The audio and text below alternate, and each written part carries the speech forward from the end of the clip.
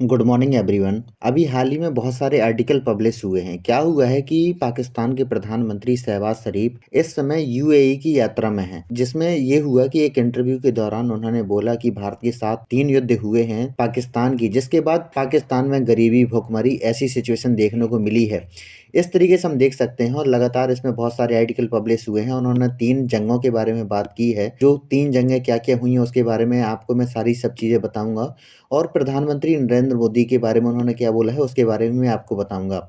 तो मैं अभी की बात करूं तो क्या हो रहा है कि अगर मैं यूएई की बात करूं तो यूएई में अल अरबिया टीवी में इंटरव्यू दे रहे थे पाकिस्तान के प्रधानमंत्री शहबाज शरीफ। तो उसके बाद उन्होंने भारत के खिलाफ उन्होंने एक इंटरव्यू दिया है। बाद में उन्होंने बहुत सारे जो पीएमओ की तरफ से बहुत सारे मैसेज भी आए हैं, बहुत सारे इसको लेके बात को खंडित भी किया गया है उनकी आर्मी की तरफ से। तो अल अरबिया टीवी में उन्होंने बोला है कि जो 3 जंग हुई हैं भारत के साथ में, इससे उन्होंने बहुत सारी चीज़ें सीखी हैं और हम शांति कायम करें, तरक्की करें, और जो ये युद्ध होते हैं इससे पूरे रीजन में गरीबी, भुखमरी। एक्चुअल में उन्होंने भारत का नाम तो नहीं लिया क्योंकि वो जो एंकर थी लगातार भारत के बारे में पूछ रही थी, तो उन्होंने भारत के बारे में नहीं बोला, लेकिन उन्होंने ये बोला कि इससे जो 3 युद्ध हुए हैं उससे गरीबी, बेरोजगारी ये आई है, और जो समस्याएं हैं वो लगातार बढ़ती जा रही हैं। क्योंकि हाल ही में हमने देखा है कि पाकिस्तान में जिस तरीके से बाढ़ आई है और दुनिया भर के देशों से उन्होंने जिस तरीके से अपील की है पैसे के लिए, तो वो भारत के साथ बुरे रिलेशन बर्दाश्त नहीं कर सकते। मैं आपको हमेशा एक चीज़ बताना चाहूँगा, क्योंकि अगर जैसे आपका कोई रिश्तेदार है, अगर आपको कोई हमेशा दिक्कत अगर कोई कभी आती है तो आपका जो पड़ोसी होगा वही आपको सबसे पहले देखेगा। चाहे आपको कितनी भी नई बात करते हो, कितनी भी आपको बुराइयाँ हो, लेकिन आपके बुरे वक़्त में आपका पड़ोसी सबसे पहले काम आता है। लेकिन अगर आपकी पड़ोसी के साथ में अच्छी नहीं बनती तो आप हमेशा दुखी ही रहोगे, क्योंकि एक ऐसा व्यक्ति जो आपके बगल में ही रहता है, अगर वो ही आपका सहयोग नहीं कर रहा है तो कोई बाहर से व्यक्ति कैसे आपका सहयोग करेगा। तो इस तरीके से हम देख सकते हैं। तो उन्होंने इंटरव्यू के दौरान प्रधानमंत्री नरेंद्र मोदी को भी ये संदेश दिया है। उन्होंने बोला है हमें गरीबी को खत्म करने पर जोर देना चाहिए और खुशहाली लानी चाहिए। हमें अच्छी शिक्षा, बेहतर स्वास्थ्य और रोजगार पर ध्यान देना चाहिए, और हम अपने संसाधनों को बमों, गोला बारूदों पर खर्च करना नहीं चाहते। हम इसको अपनी तरक्की पर, जो हमारे बहुत सारे जो पैसा है वो गोला बारूद में, बहुत सारी चीज़ें हैं यहाँ पे, मिसाइलों में या न्यूक्लियर मिसाइल में, इस तरीके से हम खर्च करते हैं। बहुत सारे हम खुद ही देखते हैं कि हमने अभी हाल ही में जो राफेल विमान खरीदे हैं उस पर लगभग 58,000 करोड़ रुपए हमने खर्च किए। अगर इस पैसे को अगर हम शिक्षा, स्वास्थ्य या इन सब चीज़ों में अगर हम खर्च करने लगें तो सोच के देखो कि हमारी जो शिक्षा, स्वास्थ्य में कितनी तरक्की होगी। इस तरीके से हम देख सकते हैं। तो यही पाकिस्तान के प्रधानमंत्री ने बोला है कि जो इन पैसों का इस्तेमाल हम बमों, गोला बारूदों में खर्च कर रहे हैं, इससे क्या होता है कि देश की तरक्की ही रुक रही है। और हम पीएम मोदी को संदेश देना चाहते हैं कि इन सब चीज़ों में हम बैठ के बात करनी चाहिए। तो इस इंटरव्यू में शहबाज शरीफ ने 3 युद्धों के बारे में बात की है।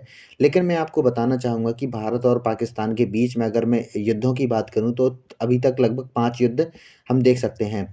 अगर मैं पहला कश्मीर युद्ध की बात करूँ तो 1947 में हुआ था, जब भारत और पाकिस्तान का बँटवारा हुआ था। तो उसके बाद उन्होंने क्या किया कि कश्मीर के ऊपर उन्होंने चढ़ाई कर दी, जिसके बाद महाराजा हरी सिंह ने भारत के साथ विलय पत्र पर हस्ताक्षर किए, जिसके बाद कश्मीर हमारे हिस्से में आ गया। और बहुत सारा रीजन इससे क्या होता है कि पाकिस्तान के कब्जे में चला गया था, लेकिन बहुत सारा रीजन बच गया है, उनके कब्जे में नहीं आ पाया। अगर मैं दूसरे युद्ध की बात करूँ तो ये हुआ था 1965 में, क्योंकि 1962 में चाइना के साथ में वॉर हुई थी। तो पाकिस्तान को ऐसा लग रहा था कि ये अच्छा मौका है कश्मीर के ऊपर चढ़ाई करने की, जिससे कश्मीर उनका हो जाएगा, लेकिन इंडिया ने इस वॉर में भी उनको हरा दिया था। अगर मैं तीसरे युद्ध की बात करूँ तो ये होता है 1971 में, जब हमने बांग्लादेश को भी अलग कर दिया था इससे।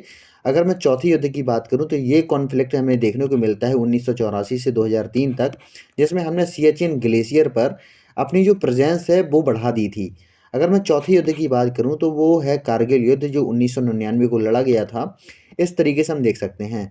जो ये इमेजेस है, अगर मैं पहली इमेज की बात करूं तो ये 1947 की है, जब हमने ये देखा था कि 1947 में जब भारत पाकिस्तान का बंटवारा हुआ तो क्या हुआ कि जो जम्मू कश्मीर था वो आज़ाद रहना चाहता था, वो किसी के साथ शामिल नहीं होना चाहता था। तो इसके बाद क्या होता कि पाकिस्तान की तरफ से इसके ऊपर चढ़ाई की गई थी। तो इसका ये कहना था, तो जब उन्होंने चढ़ाई कर दी तो इन्होंने भारत के साथ विलय पत्र पर हस्ताक्षर किए। इसके बाद वहाँ उस समय वहाँ के जो राजा थे वो महाराजा हरी सिंह थे, तो उन्होंने भारत के साथ विलय पत्र पर हस्ताक्षर किए। इसके बाद जम्मू कश्मीर है वो हमारे हमारे हिस्से में आ गया। तो 1962 में ये हुआ कि इंडिया चाइना का वॉर हुआ, तो भारत उस समय कमजोर स्थिति में था, तो पाकिस्तान ने ये सोचा कि हम इस स्थिति का फायदा उठाकर हम इस पे कब्जा कर लेते हैं। लेकिन भारत की सेना इतनी भी कमजोर नहीं थी कि पाकिस्तान से हार जाए, तो 1965 में हमने पाकिस्तान को हरा दिया। 1971 में ये हुआ, भारत और पाकिस्तान का बंटवारा हुआ था, तो हम इसको ईस्ट पाकिस्तान कहते थे, इसको वेस्ट पाकिस्तान कहते थे। तो क्या होता था कि यहाँ का जो इस रीजन का जो प्रधानमंत्री हमेशा इस रीजन में भी रूल करता था। इन लोगों ने, जो वेस्ट पाकिस्तान के लोग हैं, वेस्ट पाकिस्तान के जो रूलर हैं, उन्होंने ईस्ट पाकिस्तान के लोगों पर जो अत्याचार करना शुरू कर दिया। क्यों? तो यहाँ के जो एक नेता थे, अगर मैं मुजीबुर रहमान की बात करूँ, मुजीबुर रहमान की बेटी ही इस समय बांग्लादेश की प्रधानमंत्री है। शेख हसीना की अगर मैं बात करूं, तो वो ही इस समय बांग्लादेश की प्रधानमंत्री हैं। तो उन्होंने क्या किया कि यहाँ पे इस रीजन पे उन्होंने बहुत अत्याचार करना शुरू कर दिए, जिसमें हमने ये देखा है भारत की ओर बहुत सारे जो यहाँ के रिफ्यूजी हैं भारत की तरफ आने लगे।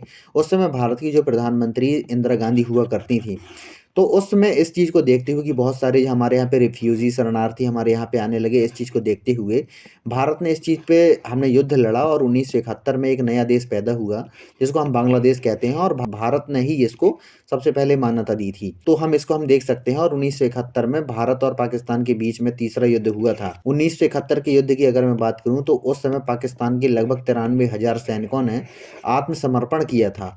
तो ये उस समय की फुटेज है। ये हमारे जो मानेक शॉ हैं, हमारे जो अगर मैं बात करूं, उस समय हमारे आर्मी चीफ उस समय मानेक शॉ थे। तो इस तरीके से हम देख सकते हैं। अगर मैं उसके बात करूं, तो उसके बाद ये हुआ कि जो ये वाला क्षेत्र है, यहाँ पे चाइना और पाकिस्तान की दोस्ती बहुत बढ़ रही थी। तो ये वाला जो क्षेत्र था, एक बफर जोन की तरह काम कर रहा था।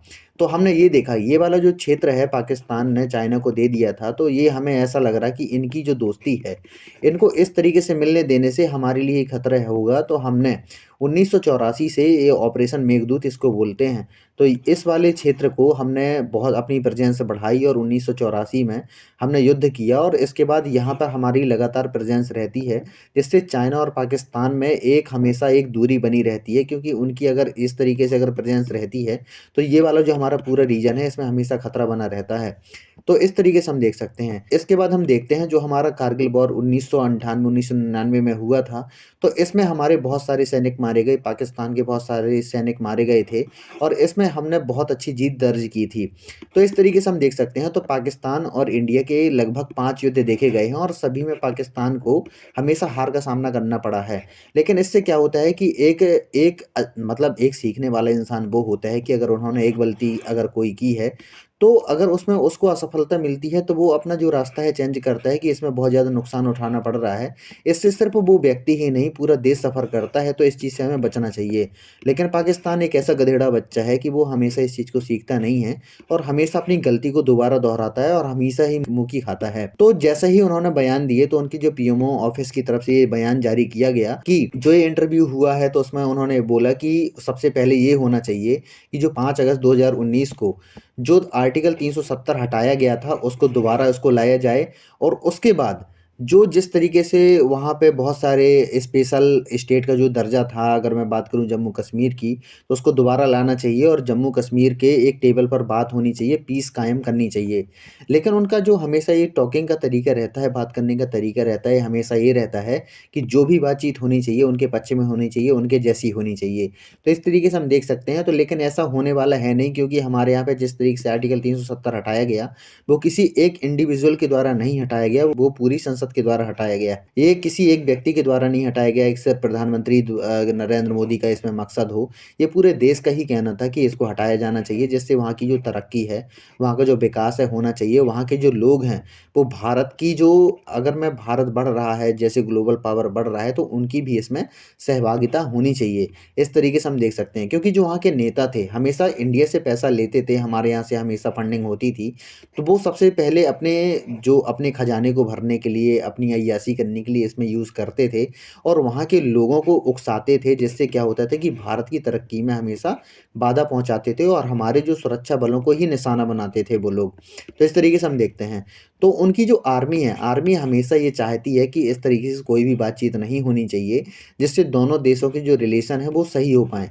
लेकिन वहाँ की जो मीडिया है, वहाँ के जो नेता हैं, अब इस चीज़ को समझ चुके हैं कि पड़ोसी के साथ में इस तरीके से व्यवहार नहीं करना चाहिए, जिससे उनकी देश में ही जो अस्थिरता है, लगातार बढ़ती जा रही है, भुखमरी बढ़ती जा रही है। अगर उनकी बहुत सारी जो मेडिसिन है, बहुत सारा जो इलाज है वो इंडिया से सस्ते दामों में हो सकता था, वो भी नहीं हो पा रहा है। तो इस तरीके से हम देख सकते हैं। तो आशा करता हूँ कि आपको वीडियो अच्छा लगा होगा। अगर आपको वीडियो अच्छा लगा हो तो प्लीज़ इसको लाइक कीजिए, सब्सक्राइब कीजिए और शेयर कीजिए। धन्यवाद।